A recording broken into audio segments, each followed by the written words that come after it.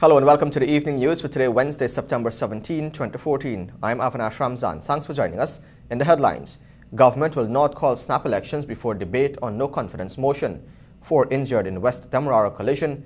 Cabinet clears over $189 million in contracts. PVPC commenced tough action against Surrendra Engineering. Government's free transportation only for 2-week trial. And 2 injured in Thomas Land's collision. Now for the news in detail. Head of the Presidential Secretariat, Dr. Roger Luncheon, today said that government will not be calling snap elections to counter the no-confidence motion submitted to the National Assembly by the minority opposition party, the Alliance for Change. More in this report. With the no-confidence motion against the Donald Ramotar administration looming in the air, government has ruled out the possibility of calling snap elections before the motion is taken to the National Assembly for debate and the inevitable hosting of general elections that would follow. This was announced by head of the Presidential Secretariat, Dr. Roger Luncheon, on Wednesday at the post-cabinet briefing. Dr. Luncheon, in essence, told reporters that the ruling party would rather allow the motion to pass through the National Assembly and defend its political record. If one were to examine it closely, we're summoned to a trial by the parliamentary opposition addressing charges that lead to a question of loss of confidence, no confidence. And I don't believe when you are summoned to a trial of that sort, one, you could say you're turning up. You don't have a choice. You have to participate.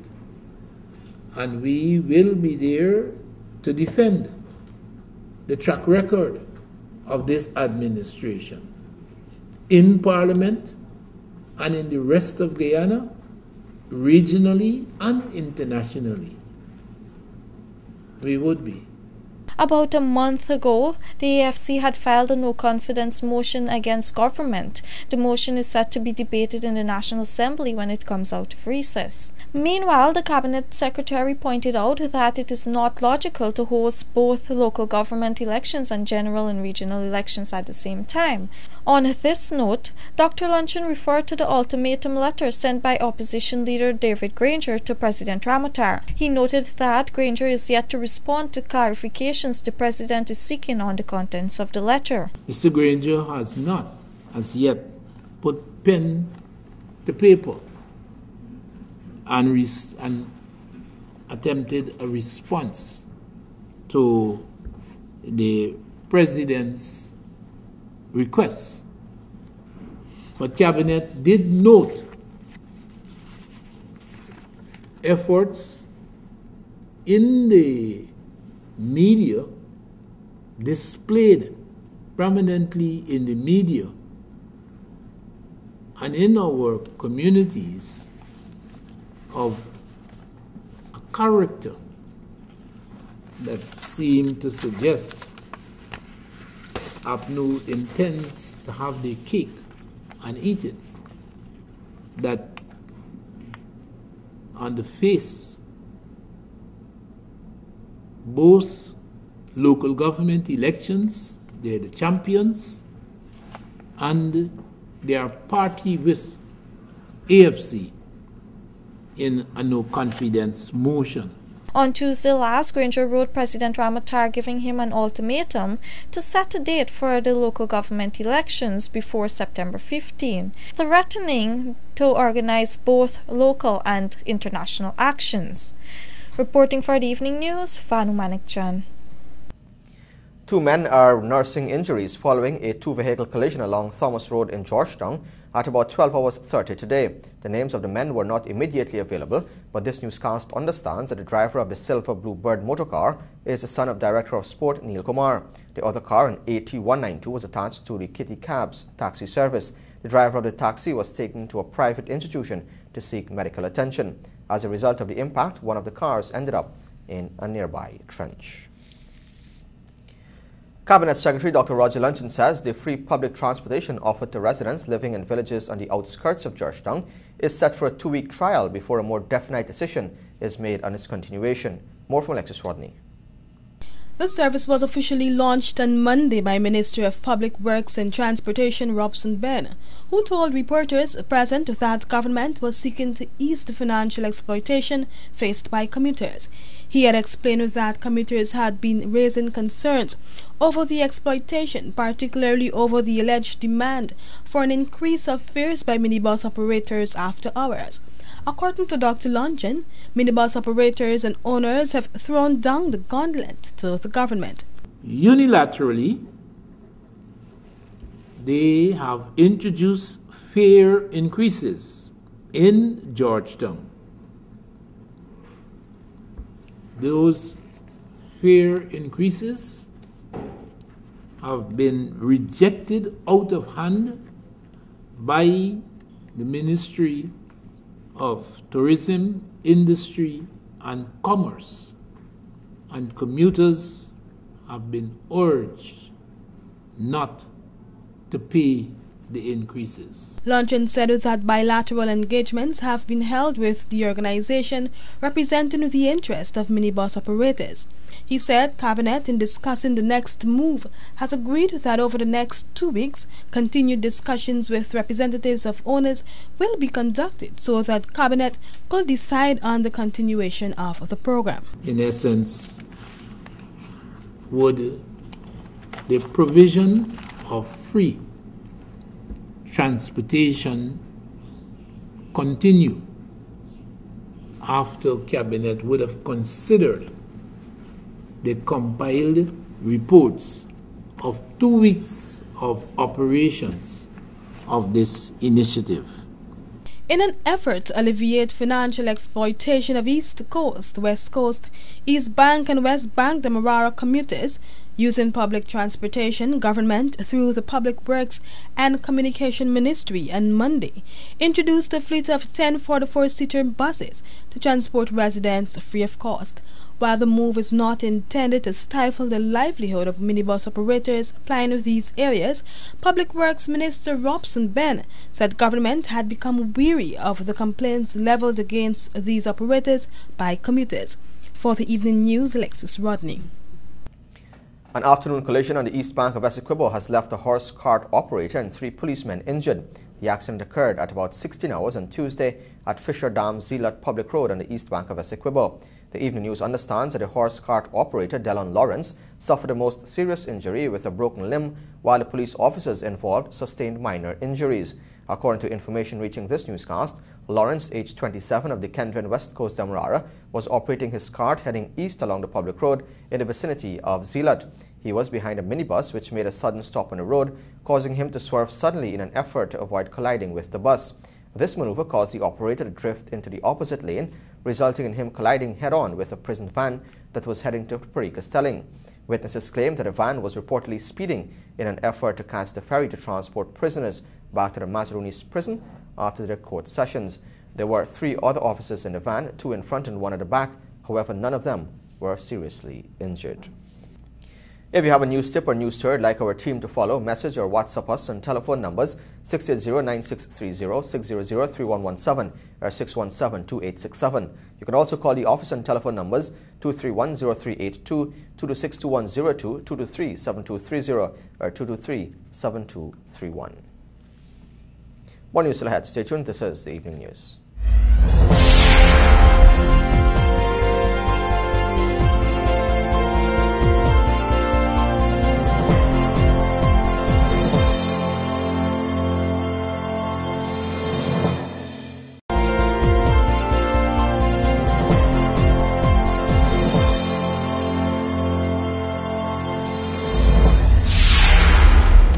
This is the Evening News. Welcome back. As part of its revival program, the Government of Ghana, through the Amerindian Affairs Ministry, is analyzing the possibility of having Amerindian languages taught in schools. Svetlana Marshall reports. Though it could take years, the Amerindian Affairs Ministry is setting the stage for Amerindian languages to be taught in public schools. Subject Minister Pauline Sukai said already 80 Indigenous students in Region 2 are being taught the Arawak language. She explained their teachings forms part of the Language Revival Program, which commenced in 2013. Dogon is known for having 9 indigenous nations, previously called tribes. Attention is being given to the Arawak language due to its fragile state. I would advise that the other languages like the Patamuna, the Arakuna, the Wapishana, the Makushi, and the Waiwai languages are spoken almost by young and old in their various communities and by the nations. The at-risk languages are the Waraos and the Arawaks. Caribs, they also speak their language. In addition to the 80 students in training, Minister Sukai said the government has budgeted monies to be spent in other villages to aid in the preservation of at-risk languages. But this aspect has been hampered with the opposition-dominated National Assembly moving to disapprove the $1.1 billion for Amerindian development. Additionally, the government, with international support such as funding from the Inter-American Development Bank, IDB, has been investing heavily to produce Amerindian dictionaries and other booklets. Short Dictionary of the Warao Language, 28 lessons in Arawak, Arawak English Dictionary, Short Dictionary of the Warao Language of Guyana, and the Scholar's Dictionary and Grammar of the Wapishiana Language are among materials produced. The government did implement a bilingual approach about maybe 8 years or 10 years ago, and at that time I believe they introduced the Wapishan language and was it the Makushi or the Wapishan language? They experimented with the Wapishan language. However, at that time, the level of materials were not yet developed, and that is why there are different stages in ensuring that we introduce it in the school. You can't introduce a language in school, but you need to have teaching materials, dictionary, vocab, lessons, etc. And that's the stage where this government is at now. Minister Sukai said the government is correcting the mistakes of the past to ensure that when the time is right, the languages will be effectively introduced. Svetlana Marshall reporting for the Evening News. Cabinet on Tuesday granted its no objections to several contracts, approving some $189.8 million. At a post-cabinet briefing today, head of the Presidential Secretariat, Dr. Roger Luncheon, disclosed that the monies were approved in 5 sectors. In the education sector, a contract was approved for the annual sum of $30.8 million to supply and deliver dietary supplies for President's College. Cabinet also gave its no objection for a $29.7 million contract to be awarded for the construction of a nurses' hostel at the Kwakwani Hospital. Additionally, the public works sector saw $21.8 million being approved for the procurement of a mobile asphalt structure for the Demerara Harbour Bridge. Cabinet also granted its no objection for a brick prison to be constructed at the Camp Street location to the tune of $81.7 million. Meanwhile, another $25.8 million was approved for the procurement of 4 4x4 double-cab pickup vehicles for the Ghana Elections Commission. The United States Agency for International Development, USAID, and the International Republican Institute said they are pleased with the progress made so far in the implementation of the USAID Leadership Education and Democracy Project. Alexis Rodney reports. The implementation process of the LEAD project is being undertaken in active partnership with a variety of national institutions, including the National Assembly, the Ghana Elections Commission, the Women and Gender Equality Commission, various youth organizations, and civil society. It has already begun holding consultations with non-governmental organizations that are interested in providing information on civic education and local government elections. Just last week, the first set of consultations for municipalities began with the Rose Hall Town Council. IRI's resident country director and the chief of party for the USAID LEAD program, Glenn Bradbury, was quite pleased with the public interest and attendance at the Rose Hall meeting. He was particularly impressed by the level of positive feedback he received and interaction with the audience. Participants were exposed to information on local government and the importance of participating in elections when they are held. The town halls are public forums. A statement from the U.S. Embassy said they provide information on the structure of local government in Guyana, the responsibilities of local governments, and the procedures through which local government elections are conducted. The U.S. aid lead programs, consultations, and interactions with Guyanese youth organizations are proceeding well. The embassy has reported that some youth lead program activities have already taken place, and they include a capacity building workshop with the Guyana National Youth Council and a special episode of the popular This Week in Parliament TV program, which was devoted to issues that impact and are of importance to Guyanese youth. For the evening news, Alexis Rodney.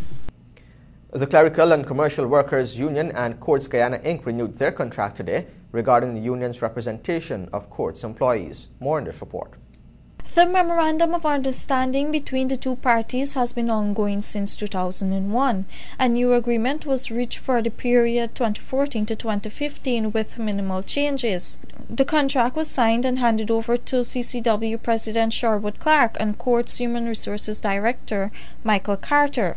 Carter thanked the Ministry of Labour for its involvement in making certain that they follow the relevant rules and regulations that can increase their own productivity. We would like to thank the union for our usual signing of our annual collective agreement. That is a sign that there is good relation in industrial relations climate, and as a good corporate citizens, Courts will always try to encourage and ensure that we provide the right work climate for our employees, and part of that is good wages and other conditions of employment, which are necessary to ensure that you have a good work climate. Meanwhile, Clark remarked that Courts has followed through on its agreement over the years with an overall increase of 94.3%. He asked the company to consider the importation of inflation on their employees for future agreements. From 2001 to 2014, Courts was able to give an increase of 94.3%. Even other fringe benefit from 2014, bicycle allowance from 2001 to 2014 raised from 10,000 to 21,000.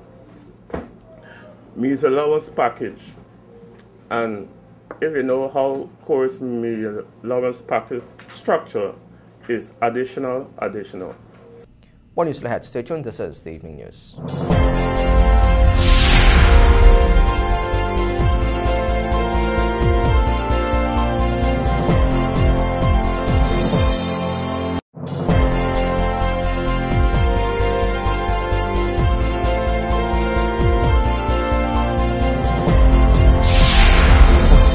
This is the Evening News on TVG. Welcome back. Guyana is still some way off in reaching its Millennium Development Goal target of reducing the number of under-5 deaths to 20 per every 1,000 live births. A new report by the United Nations Interagency Group for Child Mortality Estimation has indicated. In 1990, Guyana recorded 61 under-5 deaths per every 1,000 live births, and by the year 2000, it had dropped to 49. In 2013, it was further reduced to 37. However, the country's MDG target is 20, which means 20 under-5 deaths per every 1,000 live births. The report 2014 estimates developed by the United Nations Interagency for Child Mortality Estimation has indicated that substantial global progress has been made in reducing child deaths since 1990. The People's Progressive Party Civics said that while it supports government's move to suspend the contract of the Surrendra Engineering Company, there is a lesson for all contractors to learn. Let's find out more from Alexis Rodney. In a statement to the press, the PPPC says that government has stated time and again that it is prepared to make tough decisions against anyone found to be engaged in any illicit or fraudulent activity. Where the Surrendra contract and the specialty hospital is concerned, government had defended the award because it was done in an open, fair and transparent manner. The statement said too that government has been tolerant with the contractor given the numerous challenges encountered with the delivery of deadlines. The party said it is in full support of government's decision to terminate the contract of the company. Last week, government announced that it had terminated the firm's contract to build a US $18 million specialty hospital, noting that since late June of 2014, it had been engaging the company on a number of issues regarding allegations of fraud and financial irregularities. Dr. Roger Luncheon said that the decision to pull the contract, estimated at US $150 million, was taken after intense investigations, both in Guyana and overseas, were conducted. He added that the termination of the contract will have derived from poor accountability and delays. While government is in consultations with several stakeholders, it is in the process of taking legal action against the company to recover public funds collected by Surrendra Engineering. He added that the possibility of blacklisting the company is imminent based on the outcome of the legal proceedings. For the Evening News, Alexis Rodney. Demerara Bank Limited, Essequibo branch, today donated a quantity of sporting gear to the New Opportunity Court on the naming. At a simple presentation ceremony hosted at the institution, branch manager Anna Abraham said it's the bank's mandate to give back socially to the various communities within the areas it operates. She said that both indoor and outdoor sporting gear such as dominoes, Scrabble, checkers, tennis balls, racket, netballs, footballs and other items were donated. Accepting the items was NOC Sport Coordinator Mark Dover, who said that the equipment came at an opportune time. He said that the institution is presently holding its annual sport competitions and the children would benefit. In this report, we'll hear now that a Guyanese delegation will be heading to the United States later this month to discuss the findings of a FATF review body on the country's money laundering position. Here are details. Government will be sending a delegation to Florida this month to meet with the Financial Action Task Force's reviewing body, the Americas Regional Reviewing Group, which conducted a targeted review of Guyana's financial architecture with regards to its anti-money laundering posture. According to Cabinet Secretary Dr. Roger Luncheon, the team will be meeting with the ARRG to review Guyana's response to submissions by the ARRG on the country. And that activity, I suppose, will be definitive because the ARRG would, armed with the results of that targeted review, submit their findings to I think this would be the October plenary of FATF. Again, where Guyana would be invited and maybe a judgment of some definitiveness, something of worth, something of value, something of conclusion may yet be provided. Dr. Luncheon pointed out that government could not have pressed further for the anti-money laundering bill to be brought up again before the National Assembly ahead of the FATF October plenary, explaining that this period is when members and parliament staff are usually on vacation. On another note, the head of the Presidential Secretariat pointed out that Presidential Advisor Gail Teixeira has informed Cabinet of failed attempts to get members of the opposition to meet at the level of the Special Select Committee. The Presidential Advisor Teixeira took the opportunity presented during the consideration of the composition of the team to update Cabinet on the continued failure to have the parliamentary opposition members of the Parliamentary Special Select Committee on the amended anti-money laundering bill to meet. Our latest effort for October the 10th meeting of the PSSC had failed. The team heading for the U.S. later this month comprised of the Legal Affairs Minister and Attorney General Anil Nandlal, Head of the Financial Intelligence Unit Paul Gear, FIU Legal Advisor Alicia Williams, and Head of the Special Organized Crime Unit Assistant Commissioner Sidney James. Reporting for the Evening News, Fanu Manikchan. Your regional, international and bridge reports are next. Stay tuned.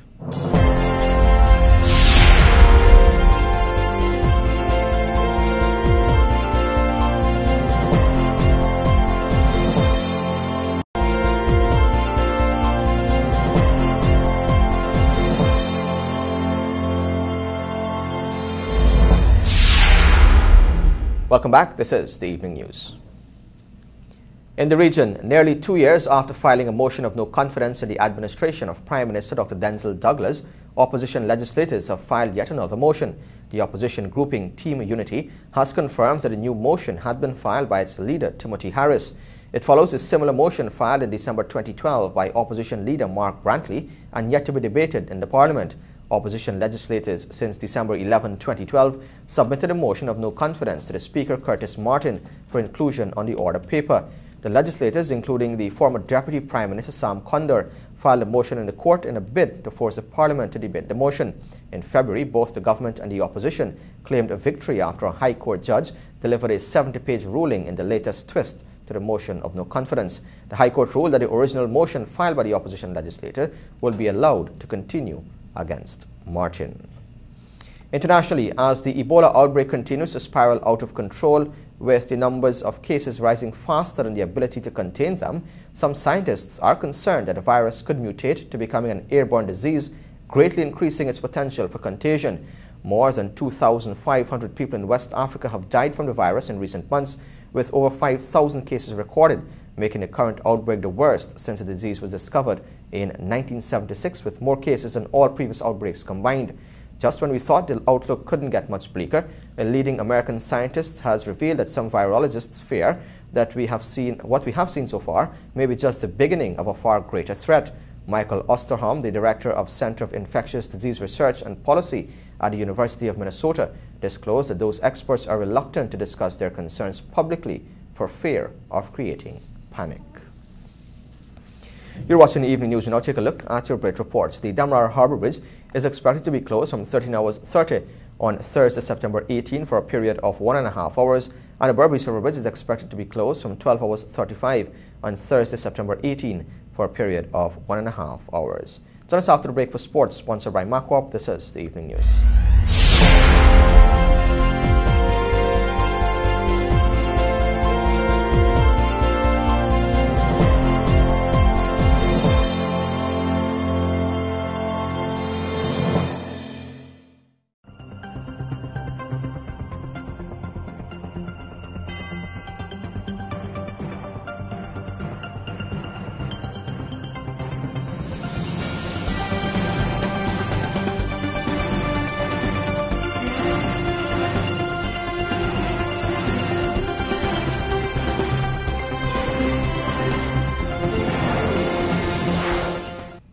Welcome back now for a look at sport, but first the headlines. Ramden Lord's team effort after series win. Chandapal leaps to number 3 in world ranking.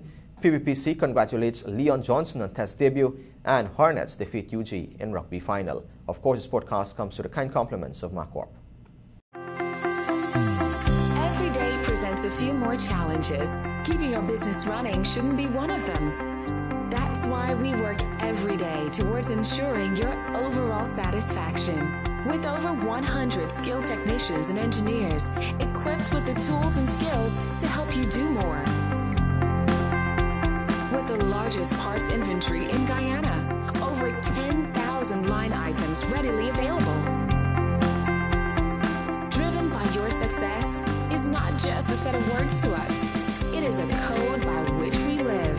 That is why we are proud to say that we are Victory!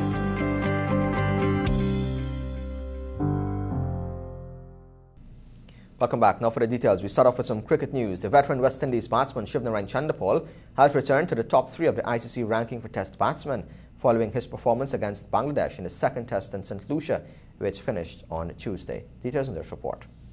The Guyanese scored 84 not out and 101 not out, his 30th career century, to end the series as the second highest run getter with 270 runs.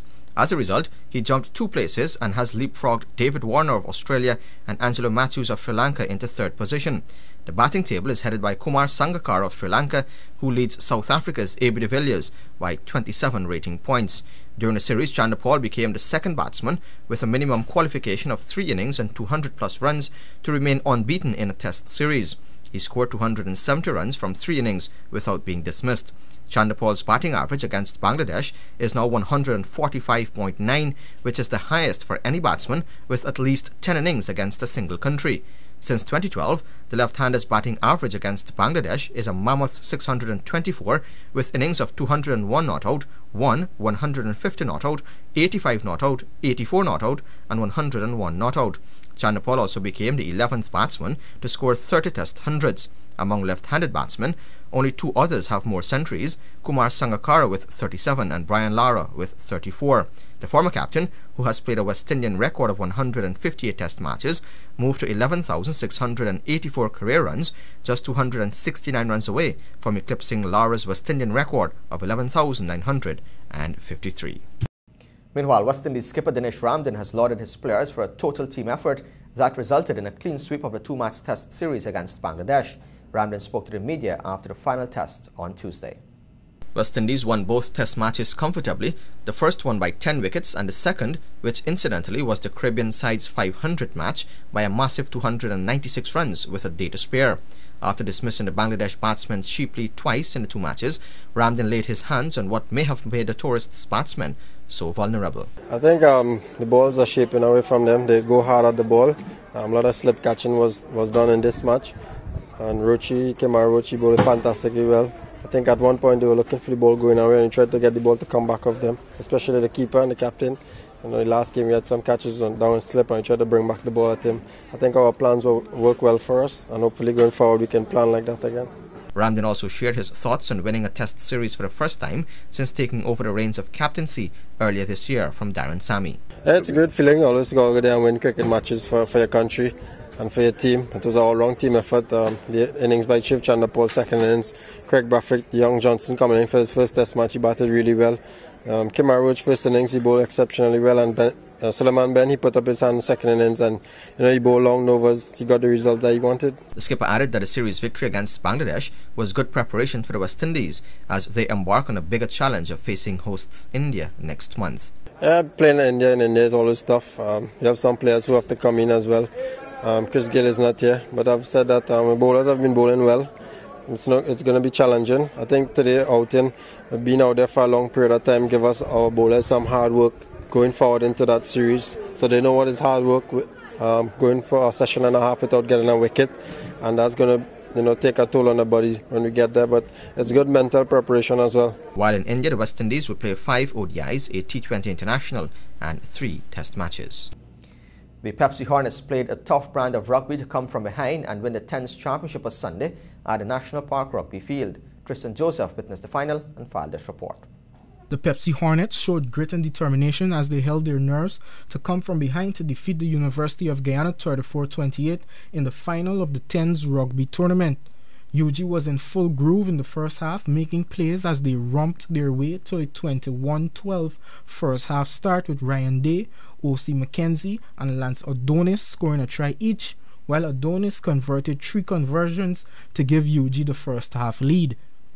In the second half, UG was seemingly lacking the level of fitness compared to Hornets as the Pepsi-branded team outscrummed and outmuscled UG to take over the lead in the final minutes of the game before Elwin Chase added the exclamation mark with a try in the dying moments. The other scorers for Hornets were Chris Singh, Dane Parks, Blaze Bailey, all scoring a try each, while Captain Ryan Gonzalez, who had 2 tries, scored a game changer in the closing minutes. Gonzalez also had 2 conversions.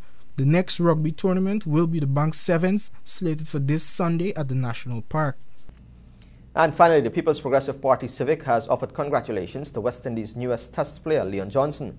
Johnson became the 300th player to represent the West Indies in Test cricket, making 66 and 41 in his second Test, which the Caribbean side won by 296 runs to seal a 2-0 series victory over Bangladesh. The party in a statement said it is extremely proud of Johnson and firmly believes his call-up was just a matter of time, as he has been over the years demonstrated his prolific batting ability. The performance should guarantee Johnson's spot on the West Indies team for the much tougher series against India in India next month. And with that, we've come to the end of sport, which was sponsored by MarCorp. And that's a wrap as well on the evening news for today, Wednesday, September 17, 2014. Of course, you can find these and many more stories in tomorrow's edition of the Guyana Times. And here's an invitation to join us on TVG Channel 28 and on Radio Guyana Inc. 89.3 in Essequibo, 89.5 in George and Environs, and 89.7 in Berbice and Unicary, Suriname. On behalf of all of us here, I'm Avinash Ramzan. Thanks for watching.